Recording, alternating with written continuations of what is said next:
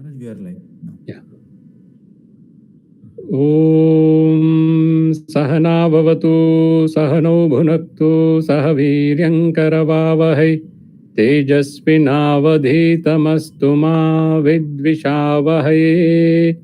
Om Shanti Shanti Shanti. Hari Om. Good morning. This is our regular Sunday morning class from Vivekananda Study Circle, IIT Madras. The topic for today is accepting death. Death is amongst us in a very visible manner in the last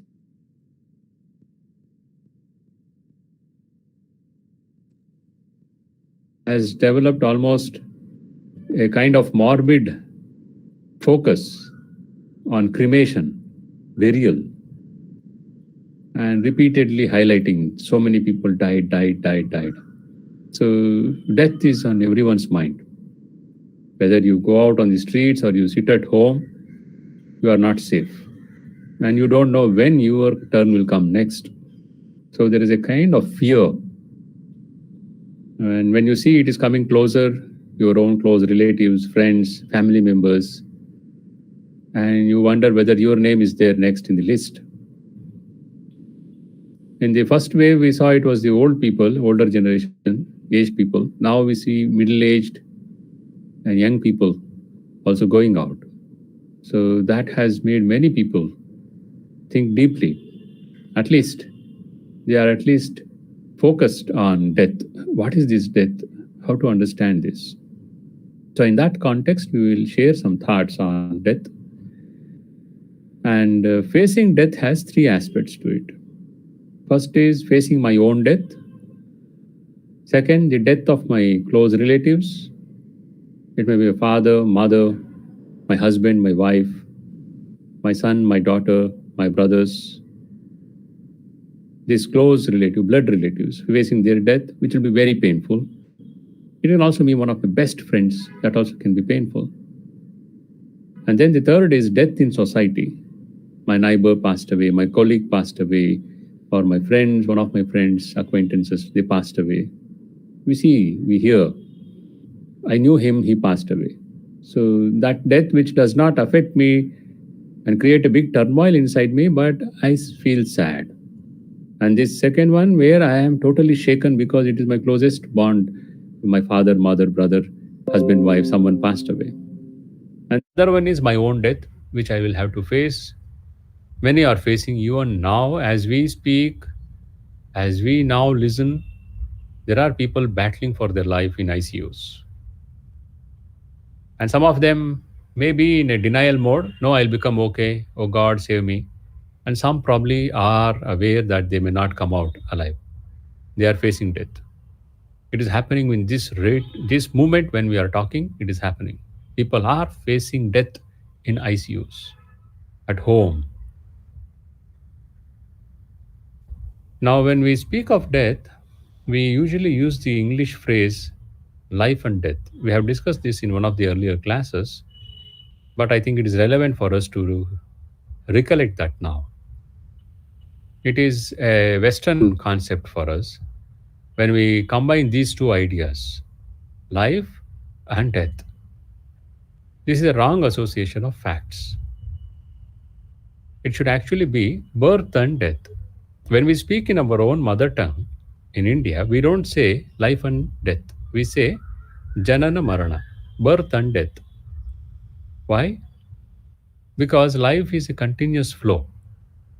It is beginningless, anadi.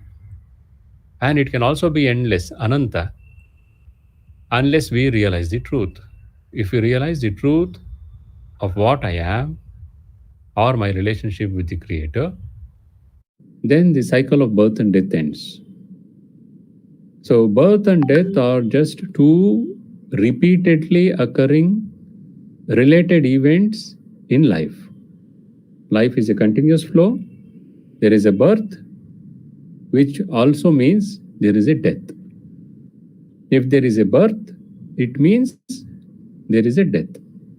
There is only a gap, an interval of time between these two events, birth and death. That interval of gap varies for each one of us. There are babies who die within an hour of being born, or within a day of being born. Some will live a month, 1 year. Some will die off in childhood, some in teenage, youth, middle age. Some go on until the old age, ripe old age. So the time will vary, but the events are definite. The moment you take birth, it is definite that you will be dying. So it is expressed like this, that death is your shadow. Death is your shadow. That means you cannot run away from your shadow. However far, however fast you may run, your shadow also runs with you. Similarly, death is part of you. You means this body. Who are you? You have taken birth. This is the body you have identified with. And in that sense only, death makes meaning. So life is a continuous existence in which there is this repeated birth and death. Punarapi jananam, punarapi maranam, punarapi janani jathare shayanam. Again you take birth, you grow in the womb of the mother, you come out, and the day you are conceived and the day you come out, your time starts ticking. We don't know how much that time is, but we know definitely there is a time when this body will perish. That is called death. In Mahabharata, the Yaksha asks Yudhishthira, what is the most wonderful thing? These are questions which we have to repeatedly recollect, because unless they go deep within us and shake our fixed mindsets, it will not transform our life. So this is a question which is very well known, but still it is worth remembering it again. The Yaksha is asking Yudhishthira in Mahabharata, what is the most wonderful thing in this life? And Yudhishthira replies, day after day, countless creatures are going to the abode of Yama. Yet, those that remain behind believe themselves to be immortal. What can be more wonderful than this? We have seen now so many people dying. I am not sure how many of us have deeply reflected that I will die. How many of us have written our will, arranged everything, set up everything, because I know maybe I'll be facing this death. It is not necessarily a pessimistic view of life. It can also be seen as a very practical view of life. Because every day, according to official figures, some 4,000 odd people are dying from this pandemic. Add to that the regular people who die. Any given day, there are thousands of people dying. Any given day. Hundreds of people die from accident, suicide, and disease and old age. Hundreds and thousands of people die. Death is always there. It is always there. It has always been. It will always be. Only our media has made a big hullabulla out of it, because media has to do that to earn their money. Otherwise, who will watch them? So death has always been there. Epidemics have been there. Countless epidemics. Famines. Lakhs of people have died in famines. So death is there now also with us. Only the new thing is this media. Someone died in America, and I am 24 hours bombarded with that. That was not there earlier. So Sri Ramakrishna therefore advises, Sri Ramakrishna is the guru of Swami Vivekananda. He advises, it is good to prepare for death. You prepare for your exam, you prepare for your wedding, you prepare for your interview, you prepare for something to go on a tour. He says, do all that, that's fine. But also be prepared for death. When you do so many preparations, prepare also for death. I am preparing for this talk, I am preparing the lunch, I am preparing for the evening program. Very good. Simultaneously also prepare for death. What does this mean? And how do we do that? Sri Ramakrishna gives the example of A woman preparing flattened rice. I quote from the great master, the authoritative biography of Sri Ramakrishna, written by his direct disciple, Swami Sharadhananda. At Kamarpukur, Sri Ramakrishna is telling this. At Kamarpukur is his birthplace, a small village 100 kilometers away from Calcutta. At Kamarpukur, I have seen the women of the carpenter families selling flattened rice. Let me tell you how alert they are while doing their business.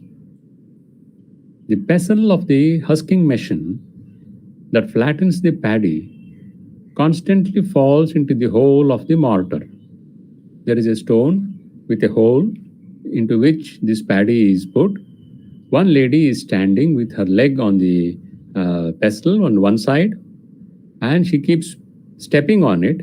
As she lifts her leg, it drops down into the hole, and that is very strong, that portion which drops into the hole, because it has to smash this paddy and dehusk them, remove the husk. And one lady will be sitting below, turning that paddy so that the bottom one comes up, and once it is all done, she will remove it and push in new paddy. This lady is the focus of this. The woman turns the paddy in the hole with one hand, and with the other, she holds her baby on her lap and she nurses it. You should visualize this scene. Two ladies are husking this paddy. One is stepping on it so that the pestle rises up and comes down with a force into the hole where the paddy is kept.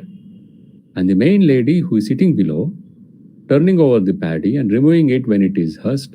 Husk is removed, removing the flattened rice. That lady, in one hand, she is doing that, and she has to do that when the pestle goes up. And before it falls down, she has to remove her hand. When it goes up, immediately she will turn it, remove the flattened, push some more paddy. Before this comes down, she has to remove her hand. A little delay in that lady may not notice that she has not removed her hand. She will be going in a rhythm. Then it will fall on her hand, and that will be the end of her hand. It will be crushed. So she has to maintain that time, sense of time, and she has to be very quick, and she has to be alert to do all this. Now she is doing this with one hand, sitting next to that hole in the mortar. Simultaneously, in the other hand, she has her small baby, and she is feeding milk, breastfeeding the baby. This is the scene. And what else she does? In the meantime, customers arrive. They have come to buy the flattened rice. The machine goes on pounding the paddy, and she carries on her bargains with the customers. She says to them, "Pay the few pennies you owe me before you take anything more."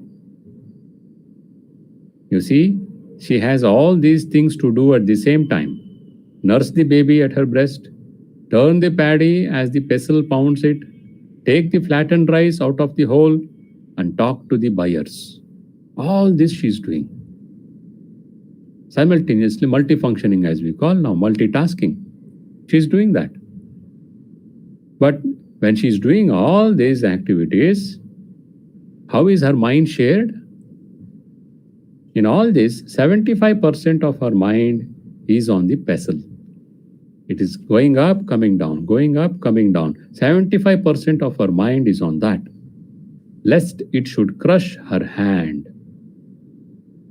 If the attention comes more to the baby, if it goes more towards the customer, then her attention will be not sharp enough for her to withdraw her hand in time, and it may be crushed.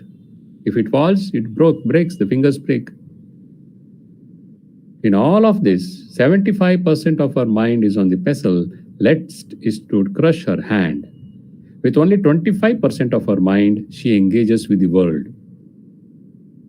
Likewise, we should perform our duties in life and can also experience the joys and sorrows of Artha and Kama with just 25% of our mind. The quote ends there. I am extending this. What is she doing? She is feeding the baby. There is a sense pleasure. She is bargaining the economic part of it, artha. And both of these are a mixture of happiness and sorrow. She is experiencing them. But the greater part of her mind is on that vessel of death, Sri Ramakrishna calls it. Any moment it will fall and crush you to death. So she has kept her mind on that, the greater part of the mind. It is not meditating on death like, oh, I am going to die, oh, I am going to die. No, it is not that. The focus of the lady is not so much on the pestle falling down. It is on removing the dehusked flattened rice. The real focus is there. When she is doing that, she has to be careful to avoid that pestle which comes down. When it goes up in that short period of interval of time, she has to rush in to the hole, turn the paddy upside down, roll it, revolve it around, or remove the flattened rice, and then push in the new paddy. So what she is actually doing is, and what we are asked to do with this example is, we should remove the husk and attain the reality. That is the rice. What is it? Attain the reality which is masked in this manifested universe. The reality, the truth, is covered, just like the rice is covered in the husk. You cannot eat the husk. You have to remove it, then you are nourished. And if you don't remove it, you don't know there is a rice inside it. It is hidden. The truth of this, whatever it is we call reality, is in this manifested universe. Only I don't know how to see it. And that perceiving the inner truth, essence, is what is called dehusking. When you do that, you realize the truth. What is this truth? There are so many names in which it is termed. Self-realization, God realization are two terms. So this I can do if I give the larger part of my mind to this activity. What is that? Dehusking. And in that process of dehusking, I know one day the pestle will fall on my hand. Death will come. This body will go. Before it goes, let me do this. So that is what being ready for death means. Being ready for death means finishing the highest task of human life before the pestle of death falls on me. And what is the highest task of human life? The highest purpose of human life? It is self-discovery, self-realization, or God-realization. It depends on the path of sadhana, how we term it. Now, this is the goal. For that, we have to prepare ourselves. In another way, this is called preparing for death. Death is not something that I have to worry about and think about day and night. I only keep in mind, one day this will stop, or it will break my hand, whatever way I want to understand. And I have to focus on this task of removing the husk, discovering the truth, so that I am energized, nourished, I realize what I am. I become immortal. That's what the Upanishads tell us. Now that is the preparation I have to do. Preparing for death means this removing the husk and discovering the truth as it is manifested in the universe, as it is manifested in me.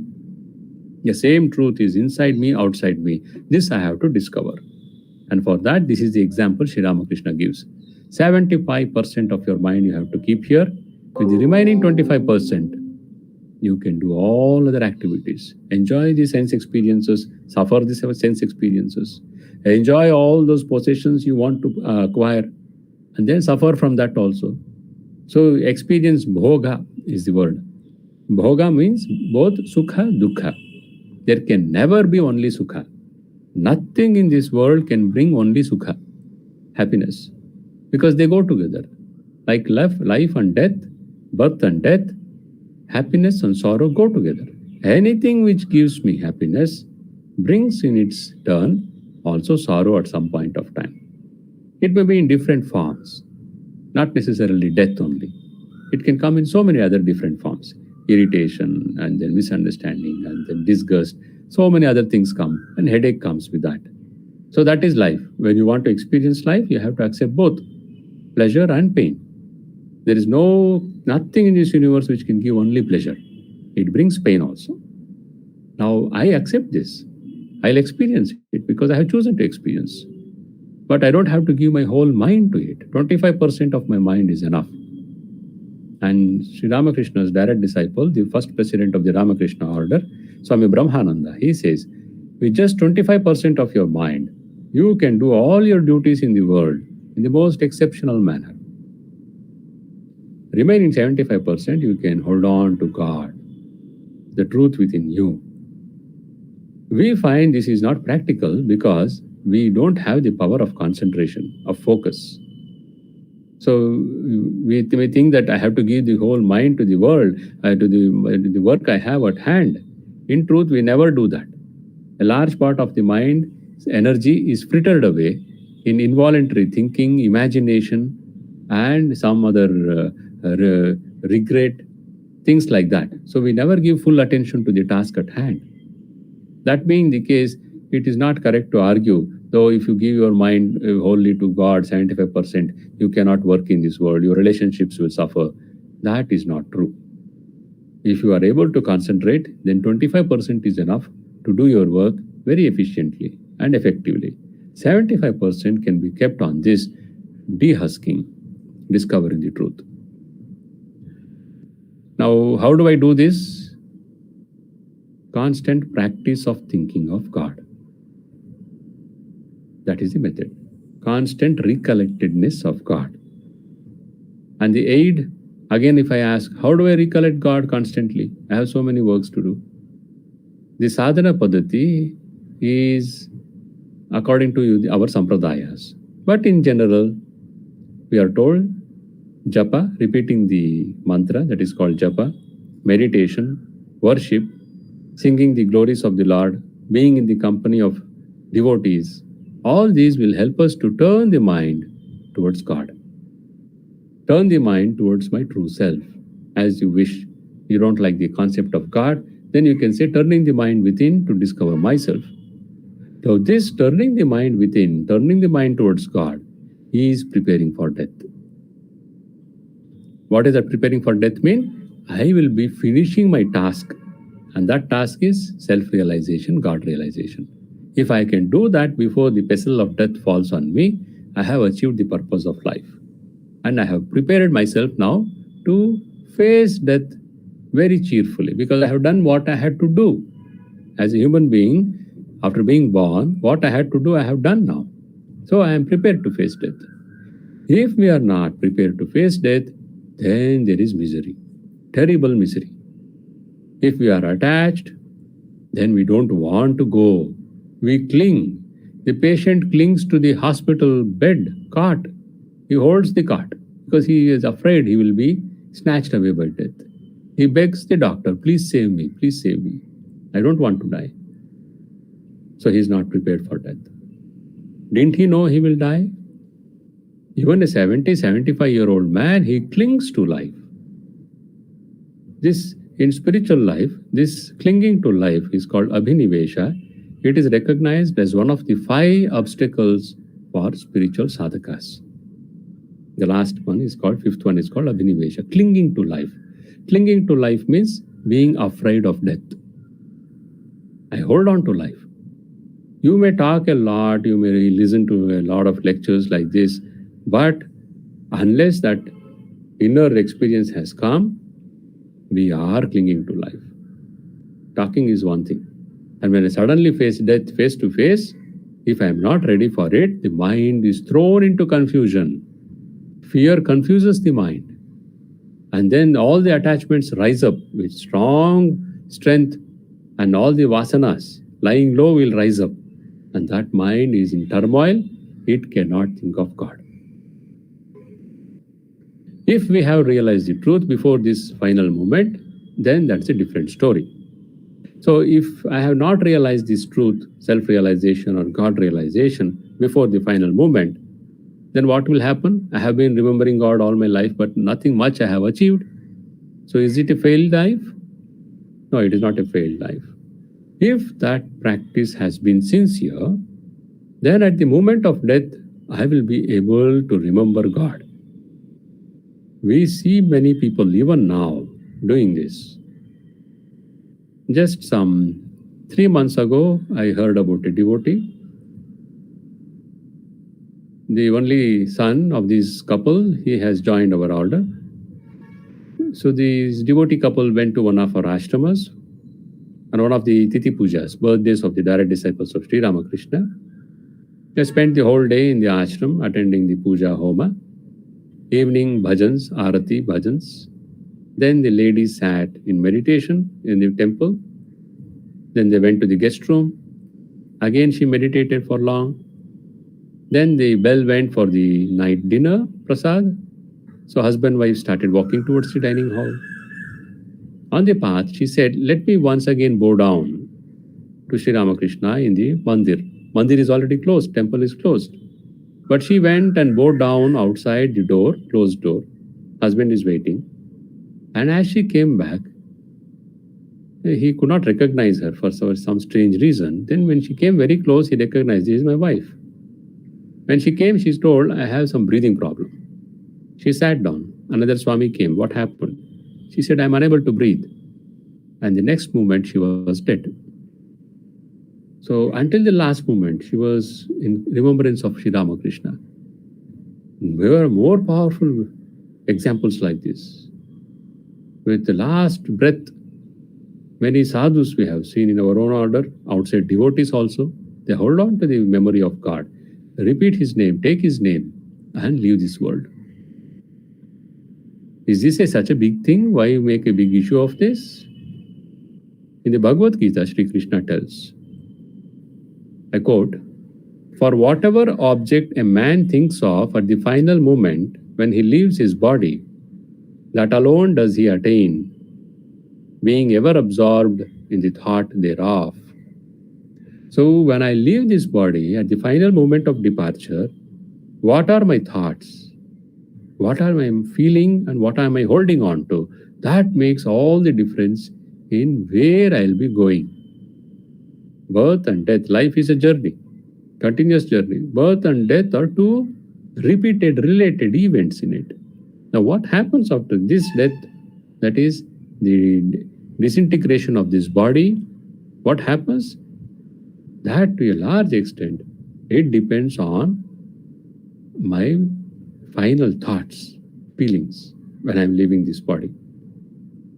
So even if our mind still has some vasanas, and if we give up the body praying to God and meditating on Him, Sri Ramakrishna says, then He will take us to His abode, just as the Mahut, the elephant trainer, he takes the elephant after its bath immediately into the stable.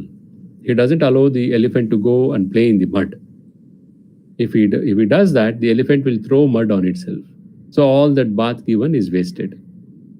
So you could not realize the truth in this life, but at that last moment, if you are able to remember God, then God will take you to His abode. This is the promise of Sri Krishna in the Bhagavad Gita. Now, how do we keep our attention on the pestle of death? What will happen when we do so? We have told you have to keep attention, 75% of the mind. And pestle of death means not simply meditating on death, meditating on the highest task of human life, which is to discover my true self. How do I do this? And what does this constant recollection of death mean? In practically, what will happen to me when I do that? Here we will recollect what we discussed 1 year ago, almost 1 year ago. 2020, May 24th, we had a talk, similar talk on death. Beginning and end, I think that's the title it was given, because some are afraid even with the title of death. People are afraid to even listen to the word death.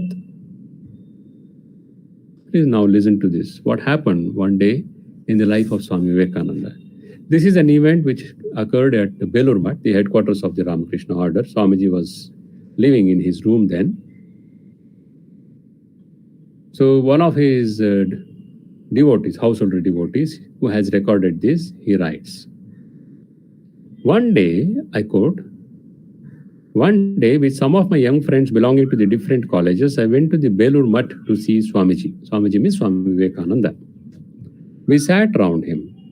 Talks on various subjects were going on.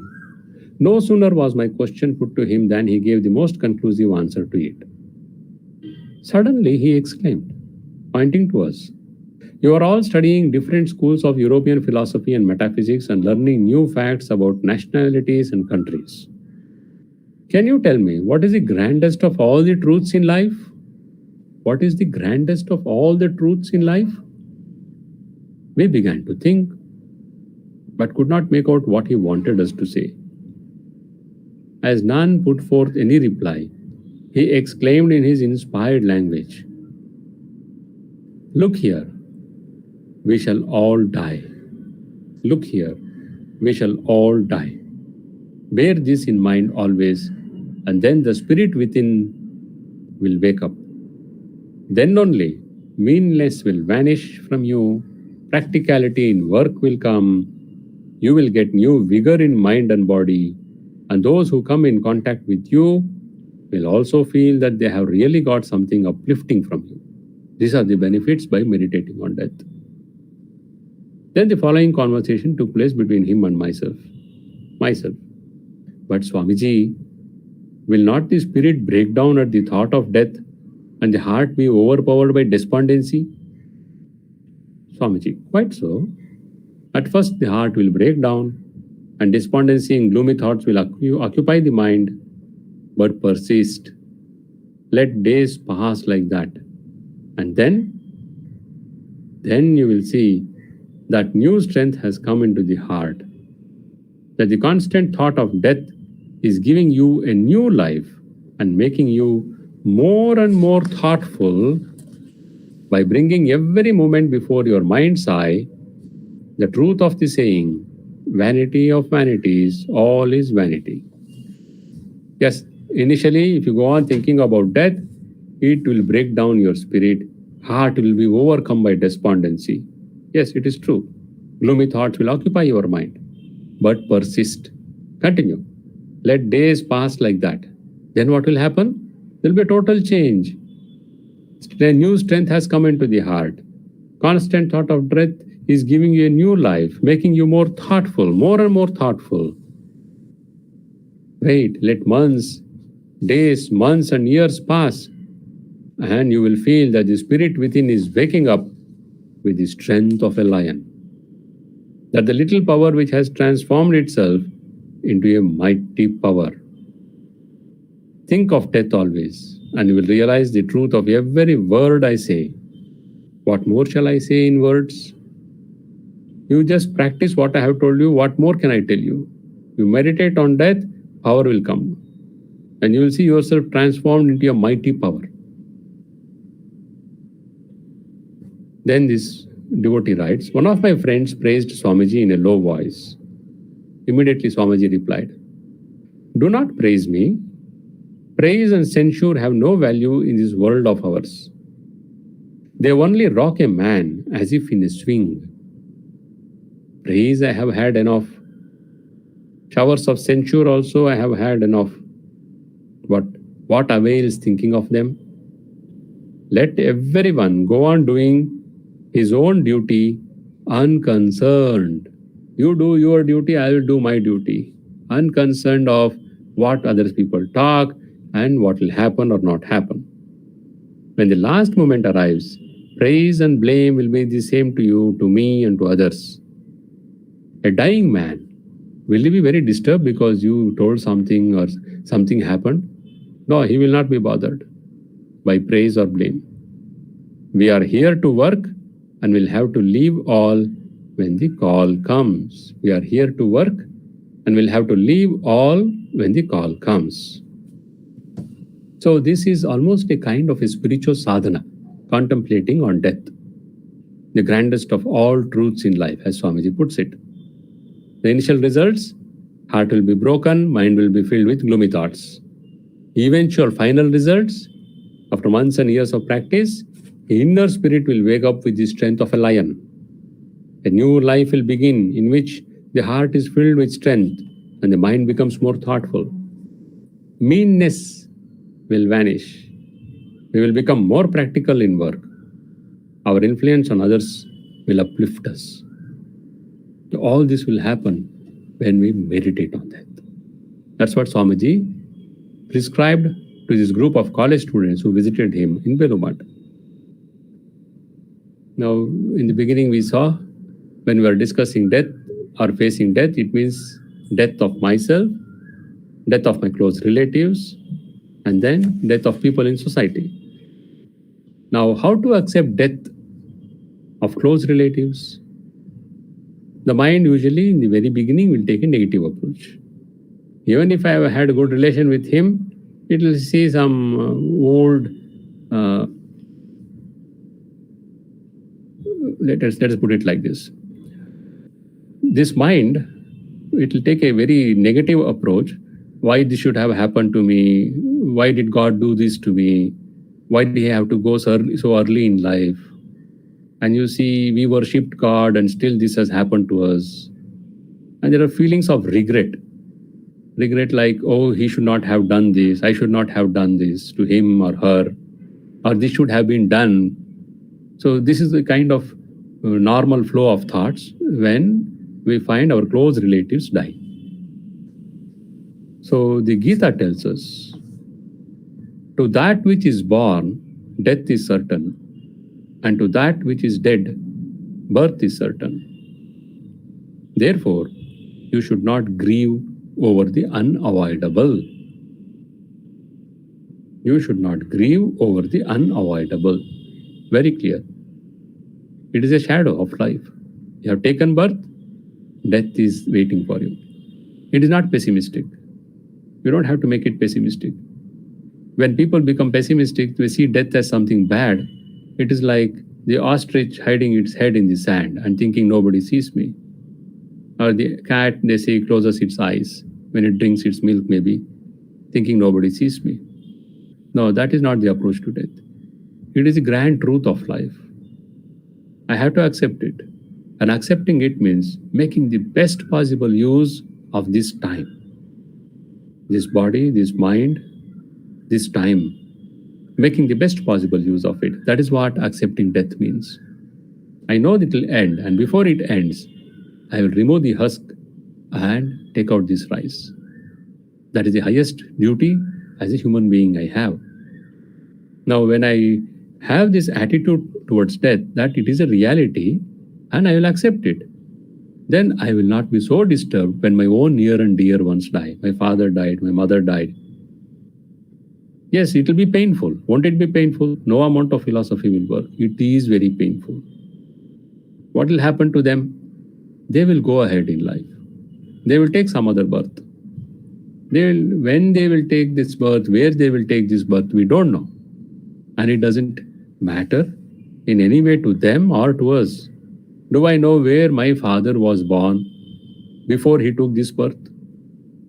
He had a birth before this birth. Where was that? Who was he, a man or a woman? That I don't know.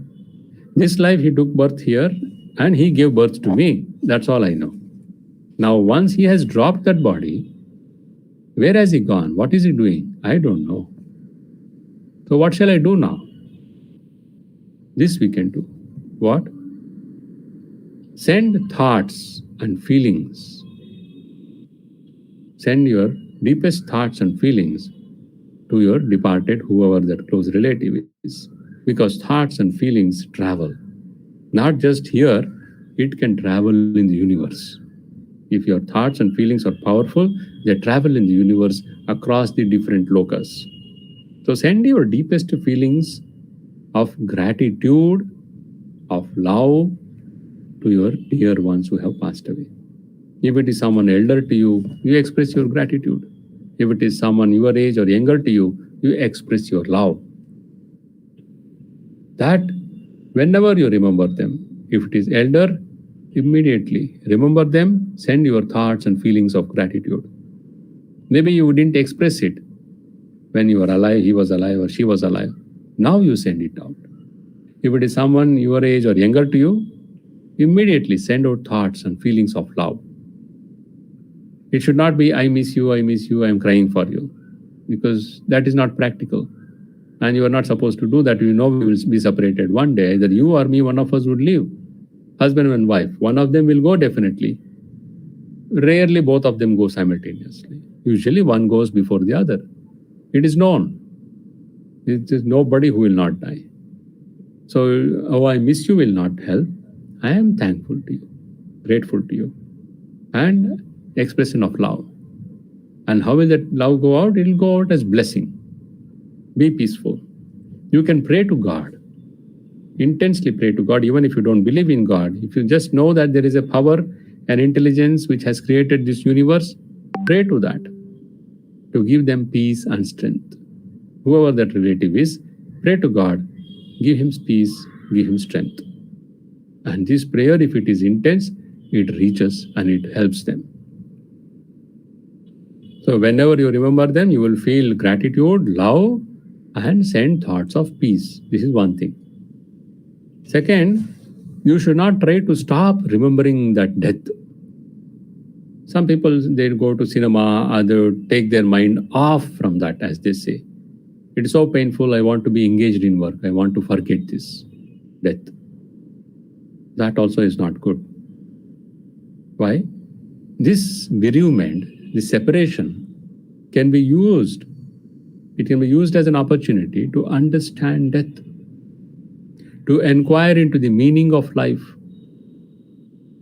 Now, understanding is a process. It will take days, weeks, months. So if I accept death as a mystery, which I have to understand, then I will be engaged with it. I will go deeper into life. I will come to this point, which we have already discussed, that I have to know what is the meaning of this life. What is the purpose of this life? And the meaning and purpose of this life, as all the scriptures and saints declare, as Sri Ramakrishna tells, is God realization or self-realization. So this will be the outcome. I will go on thinking of this death. So as an outcome, I will go deeper and deeper into my own life, and I will learn to appreciate life. Many of us, we are ungrateful. Everything, we have 2 meals, 3 meals, 4 meals a day. We have everything. Still, we don't have that sense of gratitude. So we will appreciate life. Thank God, thank whatever it is, fate, or thank my parents, thank myself for what I have. I am alive now. I am in this body, and it is fairly going well. So I learn to appreciate life, and I'll become sensitive. Sensitive to the feelings of others, sensitive to people's sufferings, their needs, that will come. And we'll be filled with concern and love for them. That sensitivity will express itself as feelings of concern, love, service. So these are the outcomes, the benefits of thinking about death again and again. As Swamiji says, you will, after some years of experience, practice, you will see the inner spirit will wake up, the strength of lion will wake up. A new life will begin, mind will become more thoughtful, and your heart will be filled with strength. Meanness will vanish. You'll become more practical in work, and your influence on others will uplift them. All this will happen when I meditate on death. Now, the third aspect of death, how to console. How do I console someone who has lost his near and dear one? I have seen my own death. I have understood what I should do. I have seen the death of my near relatives once, what I should do, send out these thoughts and all. Now, I will pray for these other people in society also, but friends, neighbors, not so much disturbed. How do I console them? One day, Sri Ramakrishna was sitting in his room at Dakshineshwar. The room was filled with his devotees. Then there entered this devotee, householder devotee called Mani Mohan Malik. He came and sat in a corner looking very pale and haggard. After some time, Sri Ramakrishna saw this fellow is sitting there in the corner. So he asked him, "Hello, why do you look so sad?" And that man replied, "My son died today. I am coming straight after finishing the cremation rituals." Everyone is shocked. He's an aged man and he's telling, "My son died today. I just finished the cremation rituals. I'm coming here straight." Now, all those other devotees who were listening to him, They started expressing their sorrow and they tried to console him. All cliched words. ये दुनिया ऐसा ही है, सबको जाना है, एक दिन क्या कर सकते हैं, भगवान को प्रार्थना कीजिए. All these talk words which we have to console people. अगर कुछ ज़रूरत पड़े तो हमको याद कीजिए. So many things. We go on telling this. Everyone does that. And they act on it with sincerity also. So the devotees did that. But Sri Ramakrishna sat silent. When the devotees stopped, Sri Ramakrishna, who was listening to the old man, he entered into a higher state of consciousness and suddenly stood up. And with the pose and energy of a wrestler, he suddenly stood up and he took the posture of a wrestler and he struck his left arm with his right hand. And he began singing with a great vigor, unprecedented. They had never seen him with that kind of vigor singing this song. What is this song? Oh man, prepare yourself for battle. There, see, death entering your house in battle array. Therefore, ride on the chariot of great virtue. Harness to it the two horses of devotion and spiritual practice. Stretch up the bow of knowledge and set the unfailing arrow of the love of God. It goes another 3-4 lines. But he sang this song, and the tune of the song expressing great vigor and the appropriate gestures coupled with the spirit of heroic renunciation and strength that was emanating from the eyes of Sri Ramakrishna, it produced in the hearts of all the devotees a current of wonderful hope and energy. They were all feeling so downcast. Oh, poor man, he lost his only son. And suddenly Sri Ramakrishna sang this song, and then that power coming out of his personality, the renunciation blazing from his eyes, it uplifted their minds. So it filled their hearts with a current of wonderful hope and energy. Their hearts were raised from the realm of grief and delusion and filled with a wonderful bliss which was beyond the senses. Mani Mohan too felt it in his heart, forgot the agonizing grief and sat calm, grave and in perfect peace. The man who has just cremated his boy, his son, is now become peaceful. What happened? Sri Ramakrishna lifted his mind, the Mani Mohan's mind and the devotee's mind.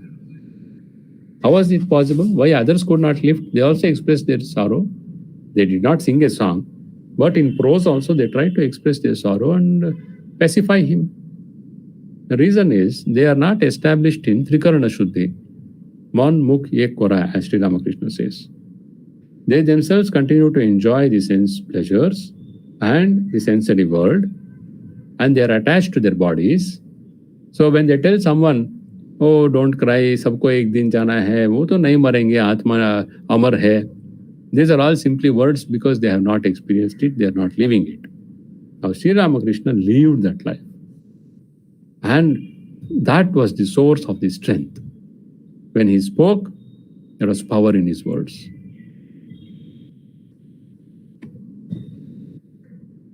After lifting his mind like this, Sri Ramakrishna sat next to Mani Mohan and accepted that bereavement is a very painful experience. First he told, yes, death has come, now get up, fight with it. How? Taking the name of the Divine Mother. All that he said, and he lifted their minds, and now that mind is ready to listen. When there is profound grief, that mind cannot listen. Even if it listens, it cannot understand, it cannot make correct connections. So what Sri Ramakrishna did, Mani Mohan's life he lifted up from that deep sorrow. Now he is giving him the truths of life. He shared his own experience of losing his nephew, his elder brother's son. So this is a boy called Akshay. Sri Ramakrishna almost brought up this boy from his childhood. Now that boy, young man, he is dying. Akshay died. I quote Sri Ramakrishna. Akshay died. I felt nothing at that time. I was standing and was witnessing how man dies.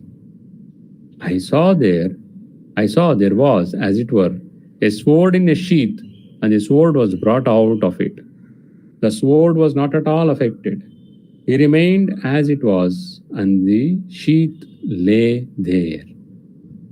I felt great joy to see it. I laughed and sang and danced. Imagine, His nephew has died. He is laughing, dancing, and singing. People considered him mad. Then they burnt the body and returned.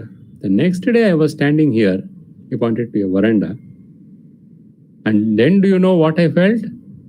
I felt as if my heart was being wrung in the way a wet towel is wrung. That kind of a pain.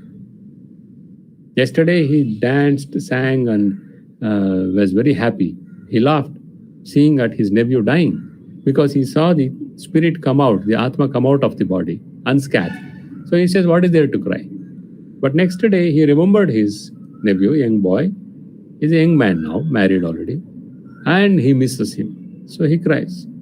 This Sri Ramakrishna's state is a very advanced state, where he says, I accept the whole universe, the Leela and the Nitya, the unmanifested condition of life. Both I accept. So the final statement of Sri Ramakrishna is this.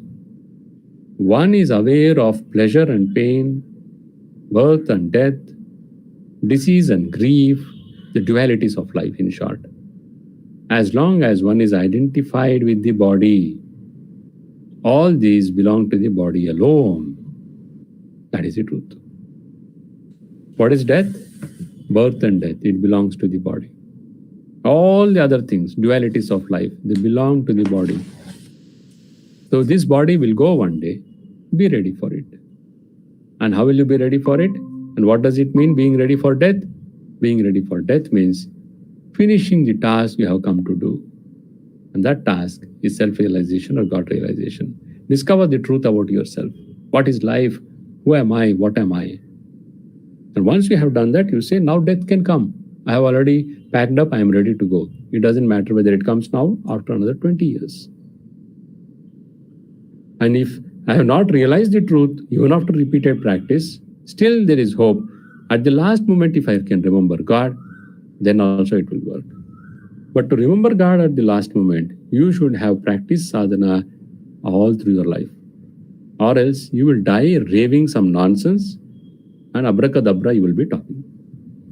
So this is preparing for death, my own personal death. Then accepting the death of my close relatives, pray, send your thoughts of love, send your thoughts of gratitude, pray to God, please give him, please give her strength and peace. Continuously, whenever you remember, this is all you should do. Why did he go? Why did she go? Oh, what will I do? You will do something, right? Now, whether you're more bothered and worrying about what you will do, or you are crying and feeling sad for that person who has left, that depends on what you want to do. If you are more concerned about the person who has left, then the best way you can express your concern is send thoughts of prayer. Be peaceful, be happy, send thoughts of gratitude. Do this, it reaches them. That is how to face death of the dear ones, near and dear ones. Facing the death of people outside and consoling them, they have faced death and I have to console them. Then this Ramakrishna's method. First, raise your own level of consciousness and you don't have to talk much. Your very presence will help them. It will help them. It will suck out that sorrow from them. There are many instances like that. I'll conclude with one. One day, Sri Sharada Devi, Holy Mother Sri Sharada Devi, the divine wife of Sri Ramakrishna, she is in Jairambati, which is another 10 kilometers away from Kamarpur. One day, a householder lady came crying, intensely crying, sobbing. Her only child, she is a widow, and her only son has now died. What more misery do you want? And when she is crying, Sri Sharada Devi also started crying intensely. Both of them were wailing, shouting and wailing. All the brahmachari sadhus came running. What has happened? Why is Holy Mother Sri Sharada Devi crying like this? They are stunned to see these two ladies crying. After some time, this mother who lost the son, she composed herself and she started pacifying Holy Mother Sharada Devi, who was still crying. Oh mother, don't cry, what else can be done? Sab vidhi ke likha hai, all those things. Then people understood, Holy Mother has simply sucked out this, whatever sorrow was there in the woman's heart, she has experienced it for her. Her intense power of empathizing has sucked out, removed that sorrow from the mother's heart. and she goes back now with less burden. That is the best we can help anyone. Words do not matter much, but it is better than not talking at all. But real help will come from the heart, and that if we are spiritually trained. So these are some thoughts about accepting death. Please reflect on it. Swamiji says meditate on them. Power will come, meanness will go, priorities in life will become very clear, you will become more practical in work, and your influence on others will uplift them. All these benefits when we meditate on death. So don't see death as something negative. It is a reality, the greatest truth of life. If I know it, I will know how to live life. These are some thoughts. If you have any questions, please type them out in the YouTube channel. I will take those questions.